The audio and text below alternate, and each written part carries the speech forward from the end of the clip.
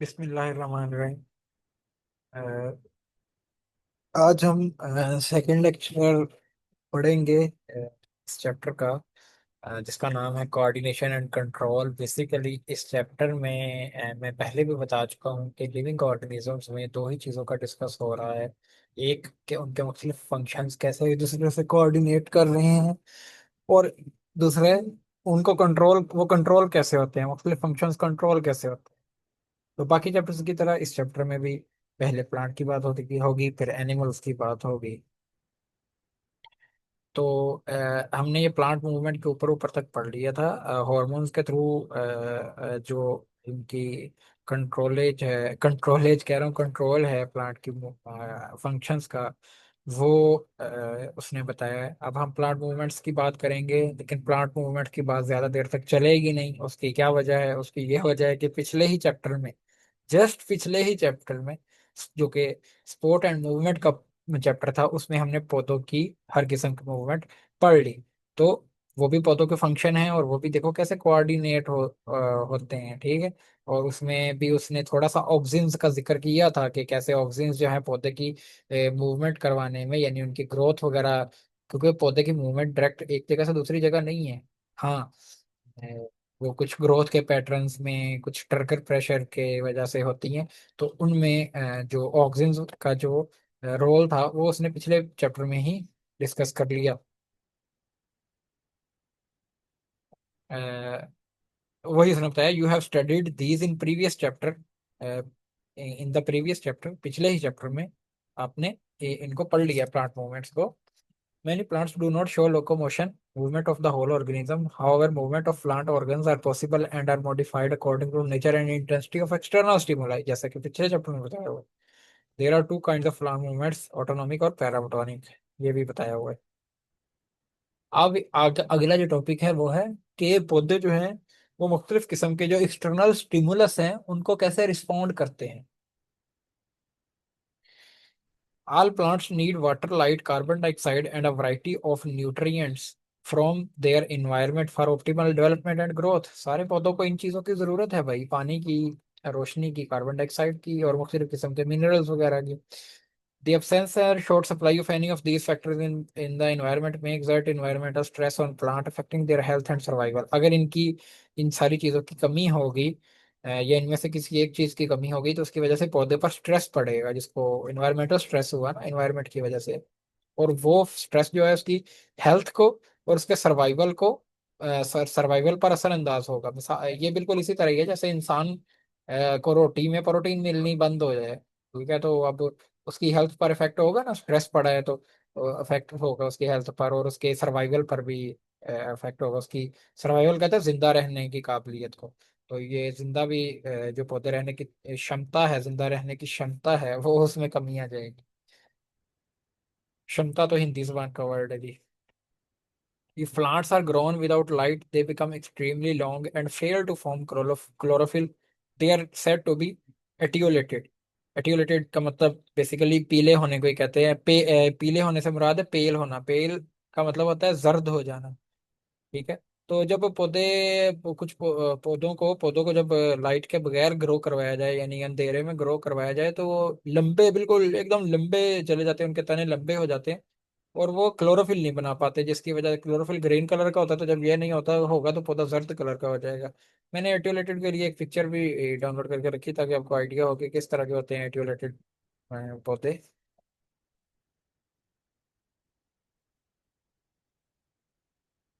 हाँ, ये पिक्चर है। ये देखो, ये एक पौधा है जो कि मुकम्मल कह सकते हैं कि लाइट में उगाया गया, ठीक है। और ये पौधा अंधेरे में, इसको परवान चढ़ाया गया है। तो ये देखो, ये लंबा भी हो गया, और ये जर्द कितना हो गया, ठीक है, जर्द हो गया बिल्कुल। इसके पत्ते भी देखो जर्द हैं, और तना भी जर्द है। तो क्लोरोफिल ही नहीं पूरा बन पाया है इसका।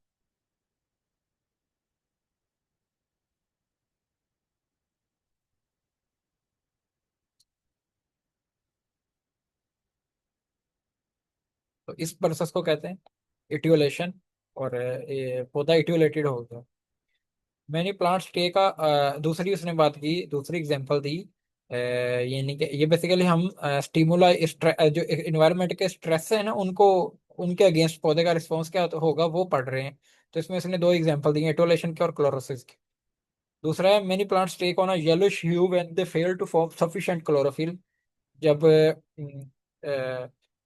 पौधे, जब उनमें क्लोरोफिल कम क्वांटिटी में बनता है, तो दिस इस कंडीशन को हम कहते हैं क्लोरोसिस हो गया। और शॉर्ट सप्लाईज, और ये होता क्यों है? मिनरल और न्यूट्रिएंट्स की शॉर्ट सप्लाईज की वजह से होता है, ठीक है। अच्छा, इटियोलेशन में और क्लोरोसिस में बेसिक जो फर्क नजर आ रहा है ना, आप कहोगे इसमें भी क्लोरोफिल कम है और इसमें भी क्लोरोफिल कम। इसमें इटियोलेशन में पौधे को ग्रो करवाया जाता है, मतलब छोटा पौधा होता है उसको बड़ा करवाया जाता है लाइट के बगैर। लेकिन क्लोरोसिस में बड़ा ही पौधा है लेकिन उसको कुछ दिन हम धूप में नहीं रखेंगे, और वो क्लोरोफिल नहीं पूरा बना पाएगा। तो फिर क्या होगा? मतलब धूप में रखने से मुराद है कि उसको ये वाले न्यूट्रिएंट्स वगैरह नहीं देंगे तो वो पूरा क्लोरोफिल अगर नहीं बना पाएगा, मिनरल्स वगैरह नहीं दे पाएंगे, क्लोरोफिल नहीं बना पाएगा, तो वो पीला हो जाएगा। क्लोरोफिल की भी मैंने एग्जांपल डाउनलोड करके रखी है, मैं आपको दिखाता हूँ।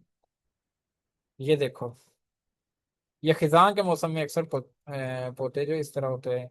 ये देखो, ये क्लोरोफिल जहां जहां नहीं बना वहां वहां पौधे की पौधा पीला हो गया, तो उसको क्लोरोसिस कहते हैं। पौधे को यरकान हो गया, यरकानी पौधा हो गया। बस इतना ही बताया। अगली बात की है उसने, defence against pathogens in plants. जो पैथोजेंस बेसिकली वो उन ऑर्गेनिजम्स को कहते हैं जिनकी वजह से किसी चीज को बीमारी लगने का खदशा होता है, किसी दूसरे जानवर को, जानदार को बीमारी लगने का खदशा होता है, उनको हम पैथोजेंस कहते हैं, ठीक है। तो जो पैथोजेंस के अगेंस्ट कौन कौन से डिफेंसेस हैं पौधों में, वो हम इसमें पढ़ेंगे।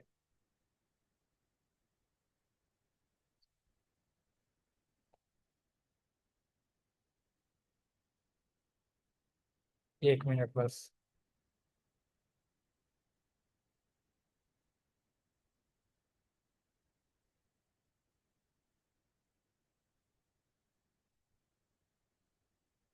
Diseases of plant may arise from infection. Sorry, diseases of plants may arise from infection by viruses, bacteria, fungi और lichens in most cases. यानी कि जो पौधों की बीमारियां हैं वो इन सारी चीजों की वजह, viruses, bacteria, fungus, lichens, algae को कहते हैं, ठीक है। ये सारे क्या क्या हैं? वायरसेस क्या होते हैं, बैक्टीरिया, फंगस, लाइकन्स ये क्या होते हैं? ये आपको मुझे बताना चाहिए कि ये क्या होते हैं, ये फर्स्ट ईयर में लिखा हुआ है बायो में। तो ये इन सब की वजह से पौधों में बीमारियां हो सकती हैं। You have already studied different diseases caused by above mentioned pathogens in class 11। ये बात उसने भी कर दी आखिरकार, मेरे इतने दफा कहने के बाद उसने भी कर दी कि ये वायरस, बैक्टीरिया, फंगस वगैरह की वजह से जो बीमारियां होती हैं पौधों में, वो आपने पिछले ही क्लास में पढ़ ली। प्लांट्स में आल्सो शो डेवलपमेंटल abnormalities। पौधे जो हैं वो बीमारियों के अगेंस्ट डेवलपमेंटल abnormalities भी क्रिएट कर सकते हैं। मिसाल के तौर पर ये डेवलपमेंटल abnormalities किस तरह की होती हैं, ये अभी मैं आपको बताता हूँ, ये एग्जांपल देके, जैसे उसने भी दिया हुआ है। If plants are wounded they are, ये वाउंडेड वर्ड नहीं होता, ये होता है wounded। wounded, इसमें वाउंड नहीं पढ़ना था, wound पढ़ना था, wound। If plants are wounded they often develop masses of amorphous material with very poor differentiation known as calluses। जब पौधे को हम जख्मी करते हैं ना, तो उस जगह पर एक अमॉर्फस मटेरियल आके ग्रो कर जाता है। अमॉर्फस मटेरियल जिसमें कोई ऑर्गेनाइजेशन नहीं होती, डिफरेंशिएशन नहीं होती, ऑर्गेनाइजेशन नहीं होती, ये अमॉर्फस मटेरियल, और उस मटेरियल में कोई डिफरेंशिएशन भी नहीं होती। देखो, लिविंग सेल में डिफरेंशिएशन का मतलब ये है, ये जहां भी है ना डिफरेंशिएशन लिविंग सेल में, तो ये है कि डिफरेंशिएशन लिविंग सेल में कब होगी? जब उसका जो काम है ना वो उसको सौंप दिया जाएगा, तो उसकी डिफरेंशिएशन होगी। मिसाल के तौर पर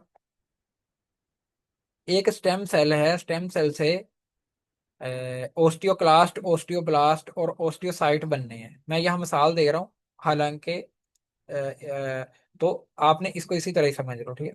और भी बहुत सारी मिसालें ये आपने पढ़ी हुई है। तो अब देखो, स्टेम सेल है वो, स्टेम सेल जो है वो पोरली डिफरेंशिएटेड है, क्योंकि ये नहीं पता कि उसका वो आगे जाकर क्या काम करेगा। लेकिन जब वो ओस्टियोक्लास्ट या ओस्टियोब्लास्ट या ओस्टियोसाइट बनेगा तो उसका काम जो है ना वो उसको सौंप दिया गया। स्टेम सेल का ये काम था बस उसने डिवाइड होना है, उसका कोई और काम नहीं।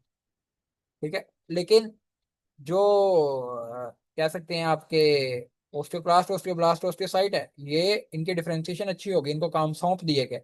ओस्टियोक्लास्ट ने बॉन्ड डिसॉल्व करवानी, ओस्टियोब्लास्ट ने फाइबर्स मजीद प्रोटीन बनानी, ओस्टियोसाइट मेच्योर सेल के सेल हैं बॉन्ड। ठीक है। तो काम सौंपे जाने को डिफरेंशिएशन कहते हैं। तो वेरी पुअर डिफरेंशिएशन मतलब ऐसे सेल वहां पर इकट्ठे हो जाएंगे जिनको कोई जिनके काम नहीं उन्हें सौंपे गए, बस वो वहां पर इकट्ठे हो गए तेजी से, और उनको हम कहते हैं कैलिसिस। कैलिसिस की मैंने शायद कोई पिक्चर भी डाउनलोड करके रखी है, वो मैं देखता हूँ।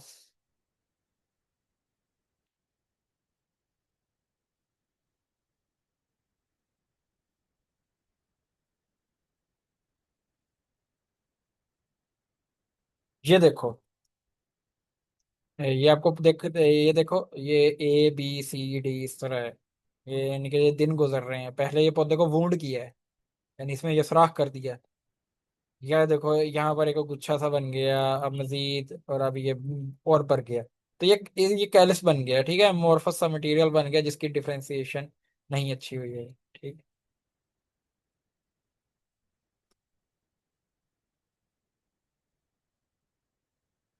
Plant tumors and even plant cancers may arise and spread through the plants as an amorphous invasion of surrounding well differentiated tissues. ये कह रहा है कि जो प्लांट ट्यूमर्स है ना, वो भी प्लांट के ट्यूमर्स या प्लांट के पौधों में भी कैंसर हो जाता है।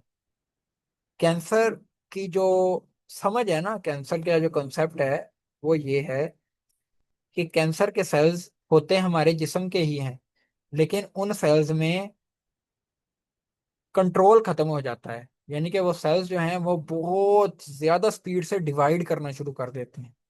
तो हम फिर उसके सेल को कहते हैं कैंसरस सेल है। ठीक है। तो हम उस सेल्स को कहते हैं कैंसरस सेल्स। इसी वजह से जब मैंने आपको ये बताया था कि न्यूक्लियस बड़ा है, और कैंसर सेल में भी बड़ा न्यूक्लियस होता है, कैंसर सेल में न्यूक्लियस बड़ा होने की वजह यह है कि कैंसर सेल ने बड़ी जल्दी जल्दी से डिवाइड होना होता है, उनकी ये कंट्रोल खत्म हो जाता है, उनके पास ताकत आ जाती है बहुत तेजी से डिवाइड होने की। उनका न्यूक्लियस आमतौर पर बड़ा होता है क्योंकि डीएनए ज्यादा चाहिए होता है प्रोटीन ज्यादा बनाने के लिए, ताकि ज्यादा से ज्यादा सेल बनते जाएं। तो पौधों में भी अमॉर्फस इन्वेजन हो जाती है टिश्यूज की, टिश्यूज के अंदर, और वो टिश्यूज वेल डिफरेंशिएटेड होते हैं लेकिन उनके अंदर अमॉर्फस इन्वेजन हो जाएगी ट्यूमर्स की। ये दूसरी एग्जांपल दी। तीसरी है गाल्स आर ग्रोथ ऑन प्लांट्स, यानी कि पहली कैलस, दूसरे प्लांट्स पौधों के ट्यूमर्स। तीसरा galls are growth on plant that are induced by parasites and have usually highly organised growth.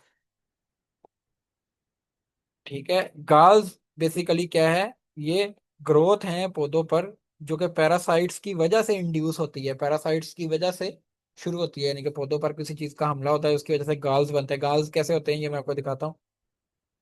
अ, जैसे एग्जांपल उसने दिया कि कुछ ट्यूमर्स हैं जो कि बैक्टीरिया की वजह से पौधों में बन जाते हैं। ठीक है। बैक्टीरिया की वजह से कुछ ट्यूमर बन जाते हैं पौधे में, उनको, तो उनको हम गाल्स कहेंगे। इसके लिए भी मैंने एक डायग्राम डाउनलोड करके रखी है, आप देखकर हैरान रह जाएंगे पौधों में कैंसर कैसे होता है। ये देखो, ये देखो, ये पत्ता है। ठीक है, ये पत्ता है, और पत्ते के ऊपर ये देखो, ये छोटे छोटे कैंसर बन गए हैं, पत्ते के ऊपर कैंसर बन गए, ट्यूमर्स बन गए हैं जी छोटे छोटे। और ये पैरासाइट की वजह से या किसी की वजह से कैंसर बन रहे हैं पत्ते का।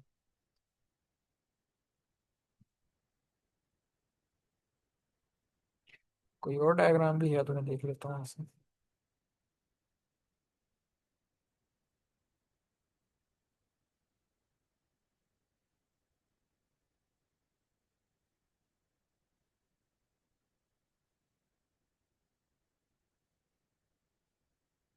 नहीं, कोई और डायग्राम तो नहीं है।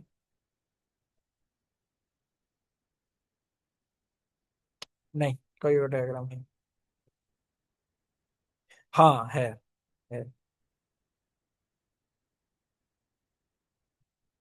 ये देखो, ये तने के ऊपर भी कैंसर बन गया है। ठीक है, ये तने का हिस्सा नहीं है लेकिन ये ट्यूमर बन गया तने के ऊपर, देखो। कितना बुरा लग रहा है। पौधे की खूबसूरती सारी खराब कर दी इसने।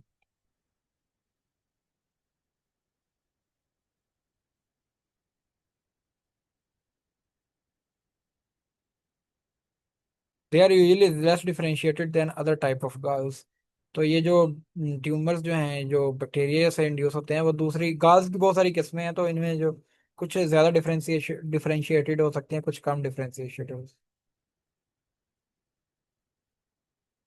आगे भी एक छोटा सा टॉपिक उसने बताया है, और वो है biological clocks and circadian rhythms. पौधों में भी एक क्लॉक है, पौधों के अंदर एक, पौधे के भी डीएनए में, पौधे के भी जीन्स में एक क्लॉक है, जिसके मुताबिक पौधा 24 आवरली, 12 आवरली, 24 आवरली, या फिर एनुअली, या फिर 6 मंथली, या फिर 1 मंथली अपने कुछ फंक्शंस परफॉर्म करता रहता है। यानी कि फिर वो हर, अगर उसका 24 आवरली कोई काम है ना, तो हर एक 24 घंटों में करेगा एक दफा, फिर 24 घंटों में। इसी तरह ही कुछ साल में एक दफा करेगा। ठीक है, इसको हम कहते हैं बायोलॉजिकल क्लॉक। पौधे के अंदर भी एक क्लॉक लगा हुआ है जो वो टाइम दे, टाइम के हिसाब से चलता रहता है। ठीक है। In living things, the behavior activities occur at regular intervals, which are called biorhythms or biological rhythms। ठीक है, रेगुलर इंटरवल पर उनके कुछ एक्टिविटीज परफॉर्म करते हैं लिविंग ऑर्गेनिज्म, उनको हम बायोरिदम कहते हैं। बायोरिदम में occur showing periodicity of about 24 hours, यानी कि 24 घंटों में पीरियोडिसिटी हो सकती है, रेपिटेशन हो सकती है। पीरियोडिसिटी का मतलब रेपिटेशन हो सकती है। These are called circadian rhythms. जो 24 आवर वाले होंगे उनको हम कहेंगे सिरकेडियन रिदम्स, क्योंकि सिरका, सिरकेडियन दो वर्डों से, circa about, dies 1 day,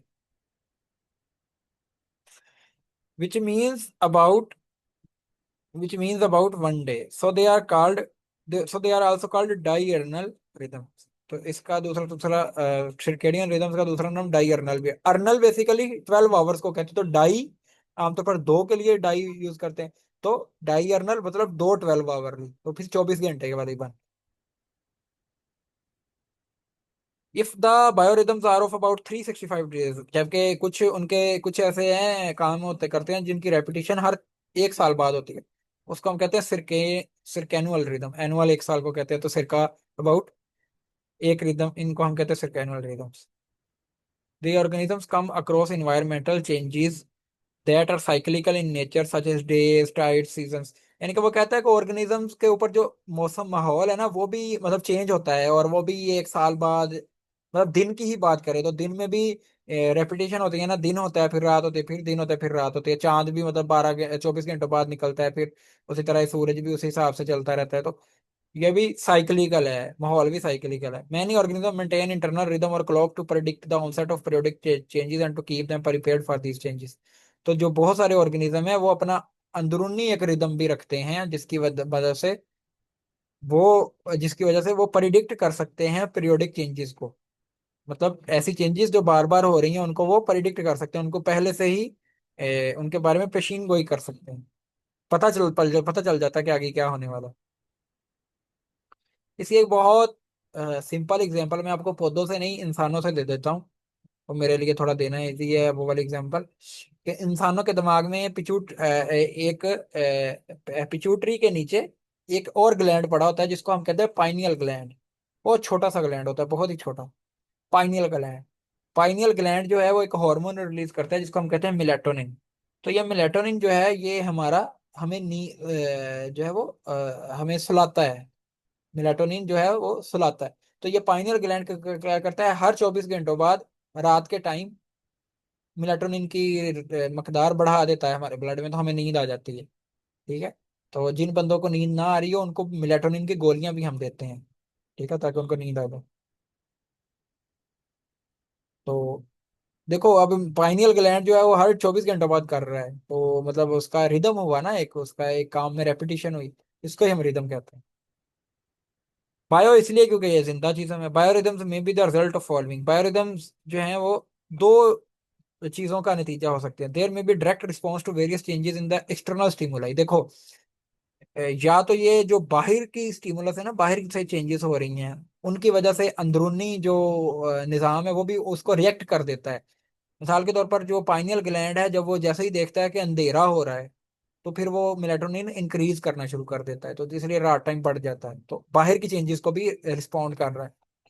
there may be internal endogenous rhythm that progresses the organism behaviour in synchronicity with an exogenous temporal period, particularly a 3 24 hour और अ 365 डे पीरियड। देखो, अगली बात वो कर रहा है कि इंटरनल रिदम भी है, यानी कि हमारे जिस्म का अंदरूनी रिदम भी है, जो कि बाहर वाले निजाम के अकॉर्डिंग चलता है। एक दूसरे को सिंक्रोनाइज कर देते हैं। सिंक्रोनाइज कहते हैं जाब्तगी पैदा हो जाना, जाब्ता हो जाना, एक दूसरे के साथ अलाइन हो जाना।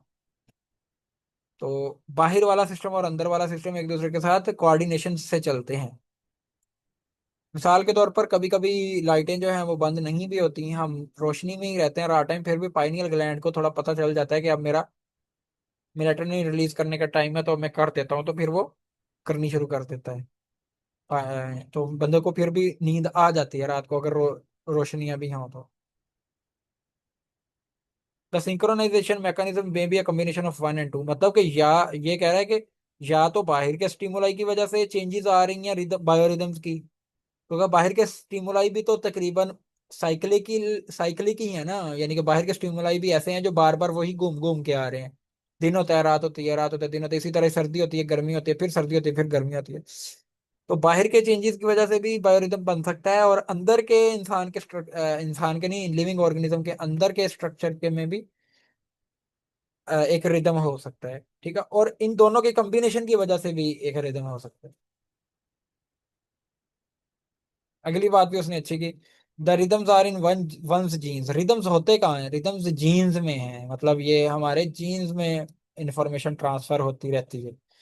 लेकिन इन्वायरमेंट जो है ना, वो इस पर असरअंदाज होता है किसी ना किसी हद तक। देखो, अगर कोई बंदा रात को ज्यादा लाइटों वगैरह में मुसलसल रहना शुरू कर दे, तो उसे रात में नींद फिर आनी कम हो जाती है।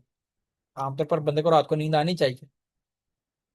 तो जीन्स तो यही कहते हैं कि रात को सो जाओ, लेकिन अगर बाहर का इन्वायरमेंट उसका जो है वो दिन रात को वो दिन वाला बना के रखेगा, और दिन को वो पर्दे वगैरह लगा के अंधेरा करके रखेगा, तो फिर बंदे को दिन को नींद आएगी, रात को कम आएगी। Thus, timing of behavior results from a combination effect of rhythmical internal processes and timed events of the environment. उसने कहा कि जो बिहेवियर है ना, यानी कि ये जो रिदम है, इस लाइन का सिंपल मतलब ये है कि जो जो रिदम है, ये बाहर और अंदर दोनों के चेंजेस के कॉम्बिनेशन से बनता है।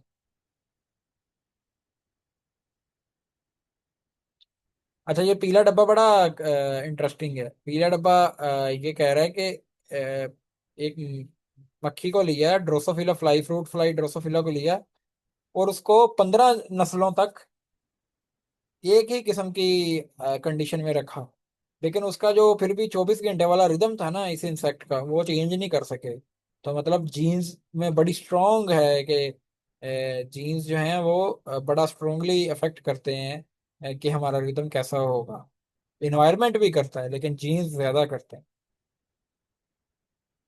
प्लांट्स ग्रोथ रेगुलेटरी सब्सटेंसेस, बस यही हमारा आखिरी टॉपिक है। इसके बाद ये थोड़ा सा लंबा है, बस इसके बाद मैं लेक्चर ये वाला खत्म कर दूंगा, लेकिन ये लंबा है।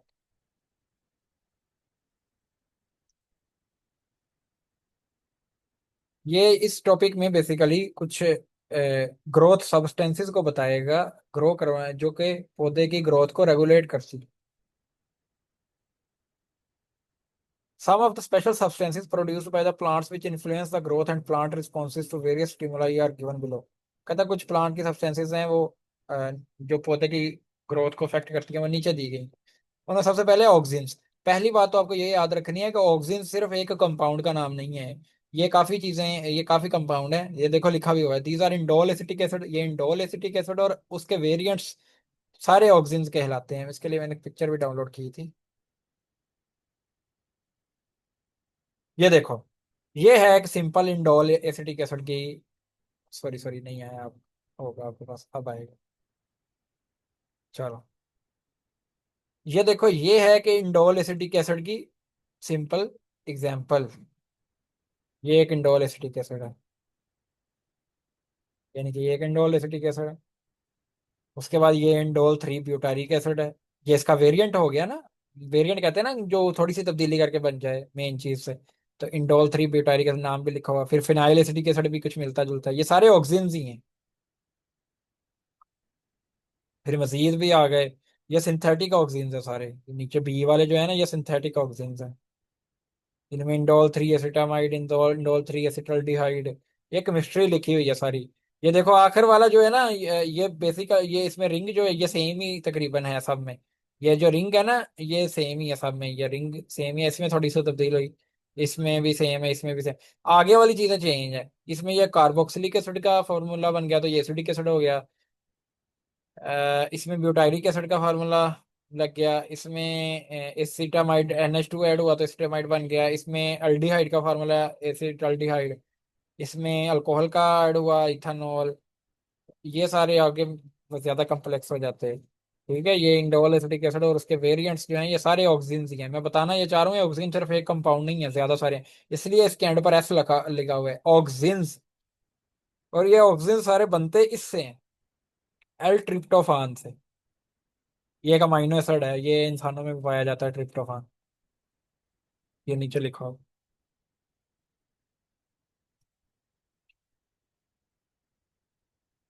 ऑक्सीजन का क्या काम है बेसिकली? अच्छा, ये जो सारे कंपाउंड है ना इनका सिर्फ और सिर्फ ये स्ट्रक्चर वगैरह याद रखने की आपको कोई जरूरत नहीं, ये सिर्फ इनके काम याद करने की जरूरत है। और ये सब प्योर प्योर रट्टे वाला मतलब टॉपिक है, इसमें समझाने का थोड़ा बहुत रोल है, बाकी तो सारा आपको याद करना पड़ेगा। ये थोड़ा मुश्किल इस लिहाज से है कि याद करना है बस इसको। Auxins in stem promote cell enlargement in region behind apex, promote cell division in cambium. Auxin क्या करते हैं स्टेम में, क्या करते हैं एपेक्स होती है ना उससे बिल्कुल नीचे वाले हिस्से में सेल डिवाइड करवाते हैं, जिसकी वजह से पौधे की प्राइमरी ग्रोथ होती है, मतलब पौधा ऊपर की तरफ जाता है। Promote cell division in cambium, और कैम्बियम में भी सेल डिवीजन करवाते हैं। कैम्बियम क्या होता है पिछले चैप्टर में मैंने बताया था कैम्बियम क्या होता है।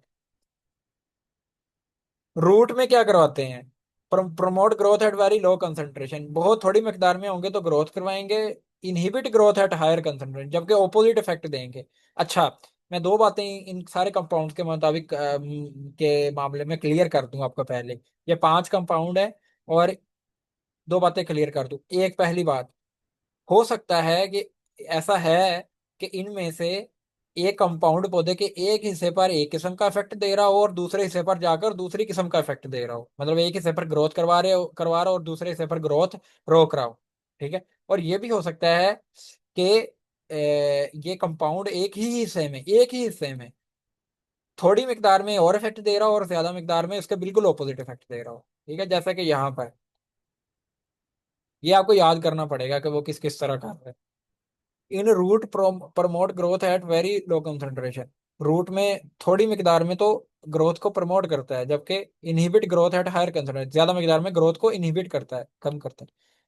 तो इसकी वजह से फिर जियोट्रोपिज्म होता है। जियोट्रोपिज्म का फेनोमेना हमने पिछले चैप्टर में पढ़ा था कैसे होता है, वहां से जाके एक दफा पढ़ लो, और ऑक्सिन का रोल भी लिखा हुआ है उसमें। Promote growth of roots from cutting and callus, और कटिंग्स और कैलिसिस से भी ये रूट्स की ग्रोथ करवाता है। Promote bud initiation in shoot but sometimes antagonistic to cytokinins and inhibitory। ये देखो, कहता है कि बड इनिशिएशन भी करवाता है शूट्स में, यानी कि जो तना होता है उसमें बड बनता है और बड से फिर आगे मजीद तने बनते हैं ना, इसी तरह होता है। बड से तना भी, अगले बड से मतलब तना भी बन सकता है, लीव भी बन सकता है, फ्लावर्स भी बन सकता है। लेकिन ये आमतौर पर प्रमोट करता है उसको, बर्ड बर्ड से शूट बनने को, लेकिन कभी कभी ये इनहिबिटरी भी होता है। साइटोकाइनिन्स भी बेसिकली बर्ड से शूट बनने में प्रमोटर होते हैं, तो ये कभी कभी इनके खिलाफ भी काम करना शुरू कर देते हैं, जिसकी वजह से ये इनहिबिटरी रोल प्ले करता है। Promote apical dominance and fruit growth, apical dominance का मतलब है कि पौधा ऊपर की तरफ जाएगा और लेटरली जरा कम जाएगा। इसके लिए मैंने पिक्चर भी डाउनलोड की हुई है, हालांकि सिंपल सी बात ही है ये एपिकल डोमिनेंस। ये देखो, ये एपिकल डोमिनेंस की वाज़ह निशानी है कि पौधा ऊपर की तरफ कितना ज्यादा मूव कर गया, यानी कि ग्रो कर गया, और साइडों पर जरा कम, काफी कम ग्रो किया है। ठीक है, ऊपर की तरफ इसको कहते हैं एपिकल डोमिनेंस। एक तो ये ऊपर की तरफ एपिकल डोमिनेंस करवाने में अहम किरदार अदा करता है, दूसरा नंबर पर फ्रूट ग्रोथ करवाने में भी अहम किरदार अदा करता। They can sometime induce parthenocarpy, ये पार्थिनोकार्पी भी करवाता है। पार्थिनोकार्पी का मतलब है कि फ्रूट बना देता है, लेकिन पोलिनेशन के बगैर ही फ्रूट। आमतौर पर पौधों में पोलिनेशन के बाद फ्रूट बनता है, लेकिन यहाँ पर पार्थिनोकार्पी में पोलिनेशन के बगैर ही फ्रूट बनता है, जिसकी वजह से जो फ्रूट बनता है उसमें बीज नहीं होते। ये देखो, ये फ्रूट में बीज नहीं है। सॉरी, दोबारा दिखा देता हूँ। ये फ्रूट में बीज नहीं है। इस तरबूज में बीज नहीं है, पार्थिनोकार्पी से बना हुआ है।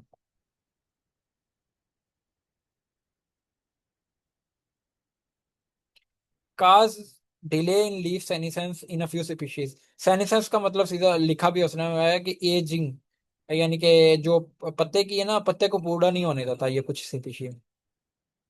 Inhibit abscission. एब्सिशन का मतलब होता है पत्ते का जड़ना। तो ये पत्ते को जड़ने में भी यानी कि रोकता है पत्ते का जड़ना। एजिंग कम करेगा तो ऑब्वियसली एब्सिशन भी कम करेगा।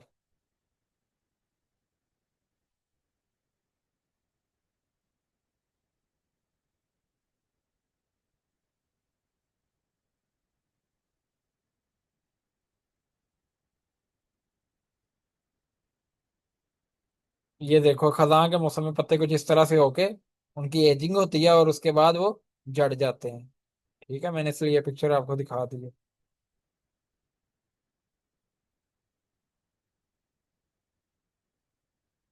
अच्छा, ये तो इसे इसके ऑक्सीजन, जो नेचुरल ऑक्सीजन हैं, यानी कि पौधे में जो ऑक्सीजन होती है नेचुरल, हम उस चीज को कहते हैं जो नेचुरल हो। सिंथेटिक जो हम बनाते हैं खुद से फैक्ट्रियों में, ठीक है, या लेबोरेटरीज में। तो ये ऑक्सीजन के तो पौधे में नेचुरल काम थे, लेकिन हम फिर क्या किया, हमने ऑक्सीजन को जब आइडेंटिफाई कर लिया, आइडेंटिफाई मतलब शिनाख्त कर ली कि ऑक्सीजन एक कंपाउंड है जो पौधे में ये काम करवा रहा है, तो फिर हम क्या करते हैं, फैक्ट्री में लैब में ऑक्सीजन बनाते हैं और पौधों से अपनी मर्जी के काम करवाते हैं, उन्हें ऑक्सीजन दे दे के।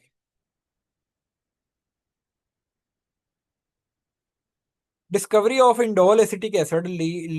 ये आईएए का मतलब है indole acetic acid. Basically oxygen का बेसिक बुनियादी तौर पर तो इंडोल एसिटिक एसिड ही है ना, ऑक्सीजन। और आगे उसके वेरिएंट्स हैं।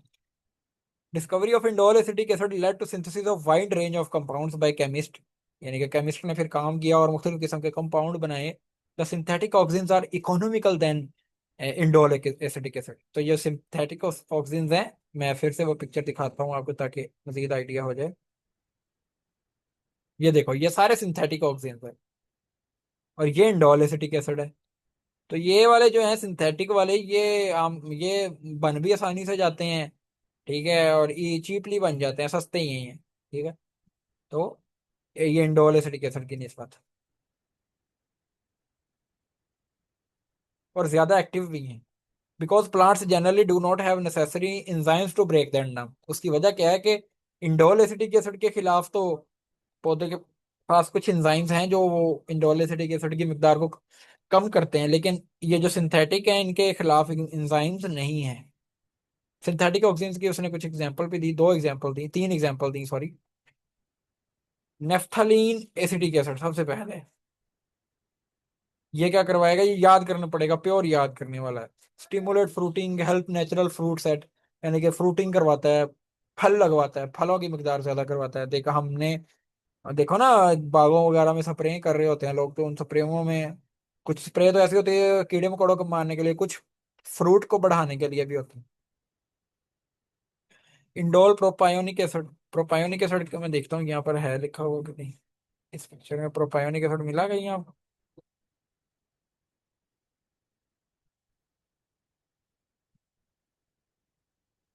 नहीं, प्रोपायोनिक एसिड नहीं।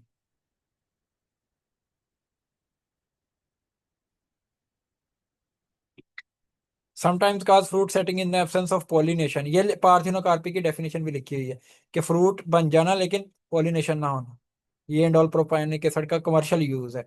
कमर्शियल एप्लीकेशन, यानी कि इनको हम खुद से कमर्शियल लेवल पर करते हैं, यानी कि बागों में कर करके ज्यादा पैदावार हासिल करते हैं। 2,4-D, 2,4-डाइक्लोरोफेनॉक्सी एसिटिक एसिड, ठीक है। ये 2,4-D का फुल फॉर्म 2,4-डाइक्लोरोफेनॉक्सी एसिटिक एसिड है। ये क्या करता है, सिलेक्टिव वीड किलर। ये जड़ी बूटियों को खत्म करता है, किल्स ब्रॉड लीफ स्पीशीज। ये जो छोटे पत्ते वाली स्पीशीज है उनको कम करता है। Used in cereal groves and lawns to eliminate weeds. और ये सीरियल क्रॉप सबसे कॉमन जो क्रॉप हमारे पास सीरियल क्रॉप है वो गंदम की है। उनमें और लॉन्स वगैरह में वीड को खत्म करने के लिए यूज करता है। Inhibit sprouting of potatoes. Sprouting कहते हैं आलू की आंख से शूट बन जाना, मतलब तना बनना शुरू हो जाना आलू की आंख से। मैं आपको दिखाता हूँ स्प्राउटिंग होते हुए कैसे होती है स्प्राउटिंग। ये आपके सामने पिक्चर आ गई होगी। ये देखो, ये एक आलू है, ये सारे आलू हैं, और आलू की आंख से ये देखो तना पौधा उगना शुरू हो गया, इसको हम कहते हैं स्प्राउटिंग। तो ये इसको इनहिबिट करती है।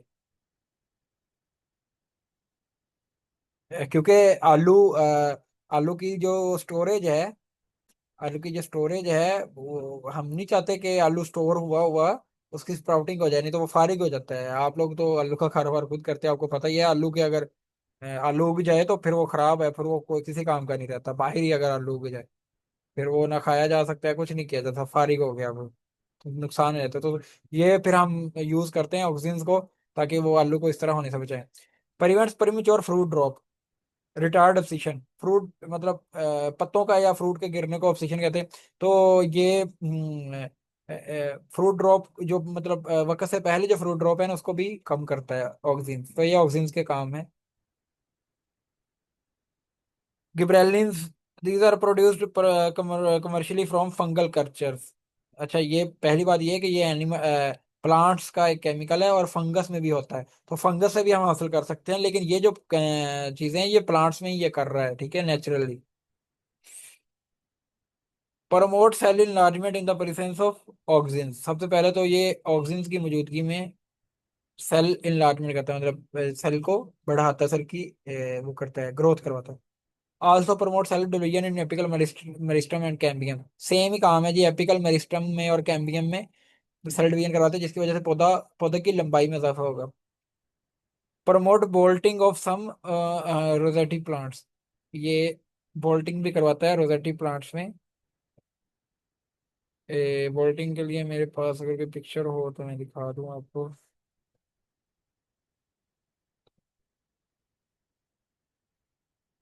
हम्म,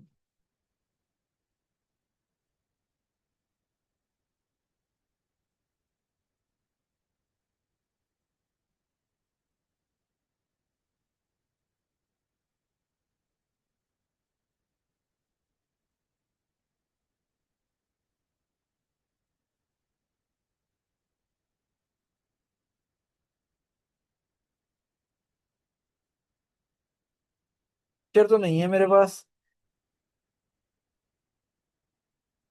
बोल्टिंग कहते हैं, bolting is in horticulture refers to when an edible plant such as lettuce or spinach prematurely produces a flowering stem and seeds before its edible parts are ready for harvest, often making a plant bitter and unusable। यानी कि क्या करता है ये कि मुझे इसकी थोड़ी सी समझनी पड़ेगी, बोल्टिंग का पूरा प्रोसेस मुझे इसकी थोड़ा कम समझ है, मैं आपको बताता हूँ।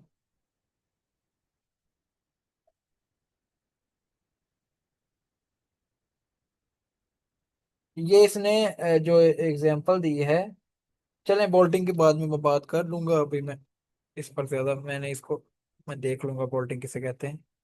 अभी को मैं इसको स्किप कर रहा हूँ, इस पॉइंट को अब छोड़ दें, आगे चलते हैं। Promote bird initiation in shoot of chrysanthemum callus. Chrysanthemum basically खास किस्म के पौधे हैं, उनके क्रिसेंथेमम कैलस पूरा ही नाम है। और उनके उनमें बर्ड इनिशिएशन कराता है, मतलब उनकी शूट से बर्ड बनता है और बर्ड से फिर मजीद एक तना बनता है। क्रिसेंथेमम जो हैं वो भी मैंने डाउनलोड करके रखे थे। ये है, ये क्रिसेंथेमम जो है फ्लावरी प्लांट्स होते हैं। सॉरी,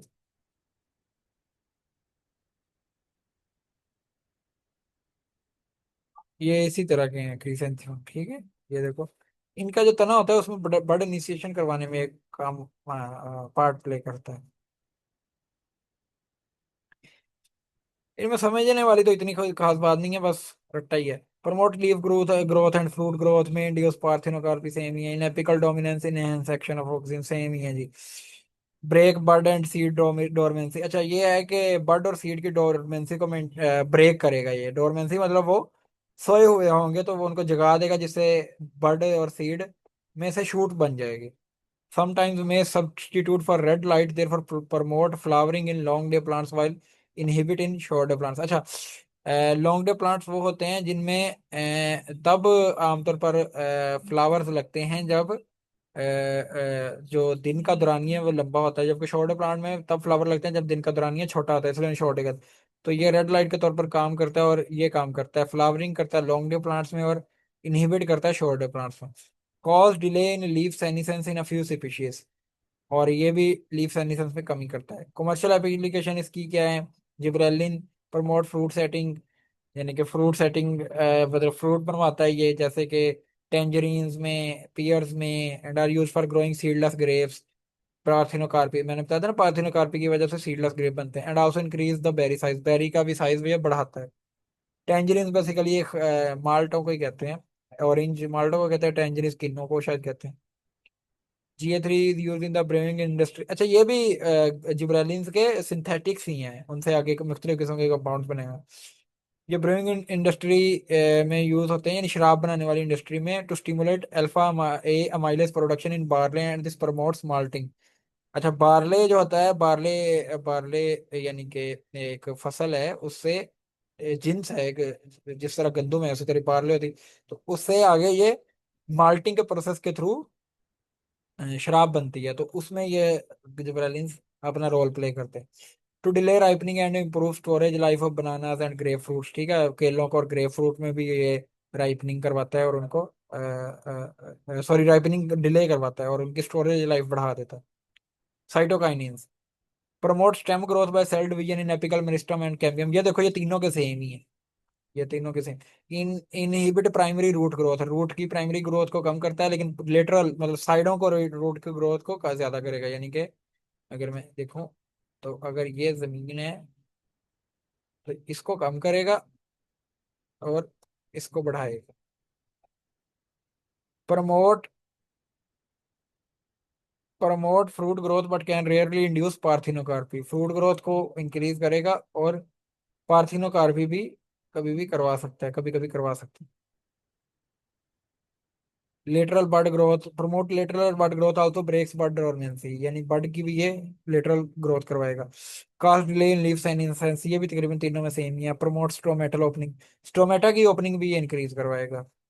स्टोमेटा भी आपने पढ़े हुए हैं, पत्तों में एक स्ट्रक्चर होता है जिससे हवा अंदर जाती है, ये है।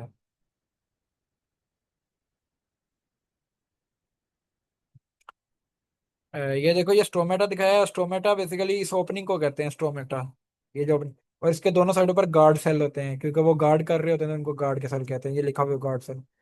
ये देखो, यहाँ पर स्टोमेटा बंद हुआ हुआ है, ओपनिंग नहीं है, लेकिन यहाँ पर ओपनिंग है, तो ये प्रमोट करवाता है कि ये ओपनिंग हो, साइटोकाइनिन।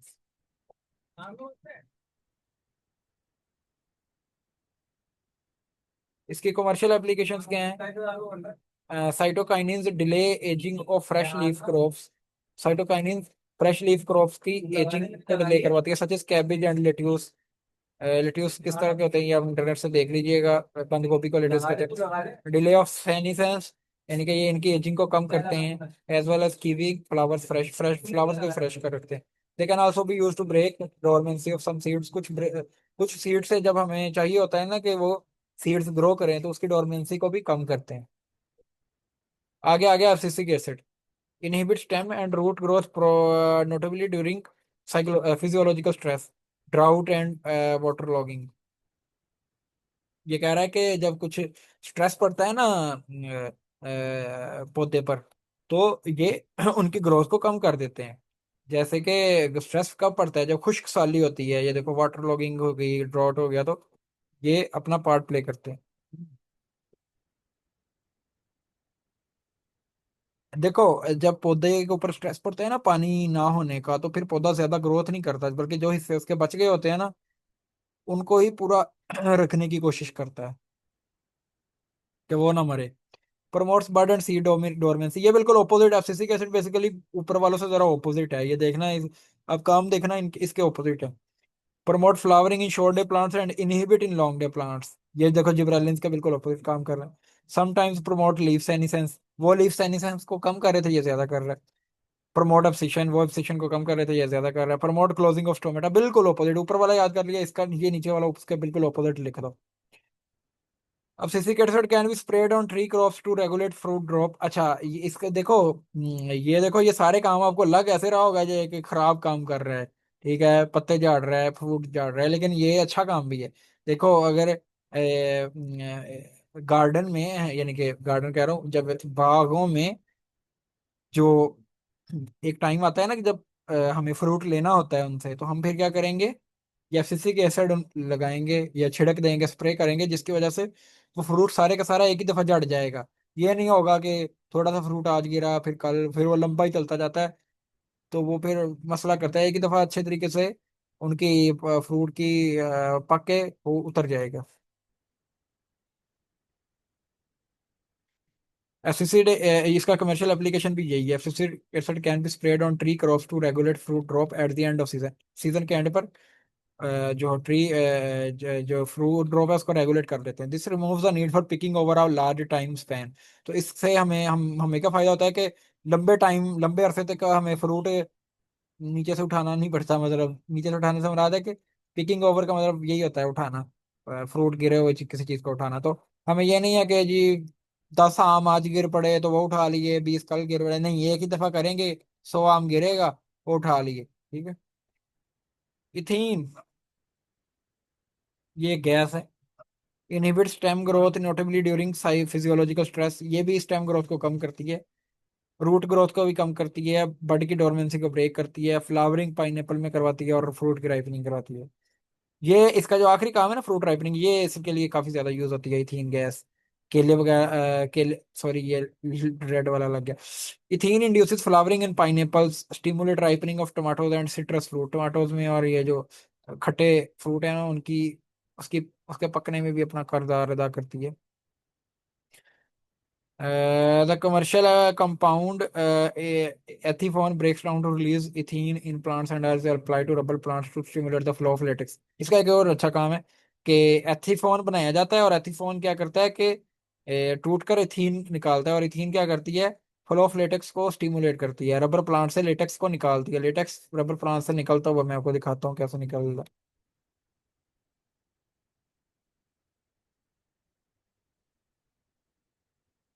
ये देखो, ये लेटेक्स है, ये लेटेक्स है, ये एक गोंदनुमा स्ट्रक्चर होता है जिससे मुख्तलिफ चीजें बनती हैं। लेटेक्स से क्या क्या बनता है ये आप इंटरनेट से देख लीजिएगा, और ये रबर प्लांट, तो ये इसका फ्लो ज्यादा करवा देगी थी।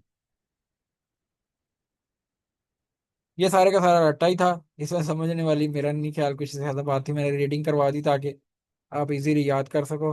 बाकी कल से हम जो है वो एनिमल्स का जो कोऑर्डिनेशन है वो पढ़ेंगे इंशाल्लाह। जो हम ना 15-16 पेज तक, इसके चैप्टर के 15-16 पेज तक पढ़ लेंगे, यानी कि यहाँ तक नर्व इम्पल्स से ऊपर ऊपर तक मुझे उम्मीद है कि हम पढ़ लेंगे कल। वैसे लिखा तो इतना नहीं हुआ, लेकिन चलो पढ़ लेंगे। चलें जी, कल तक के लिए अल्लाह हाफिज।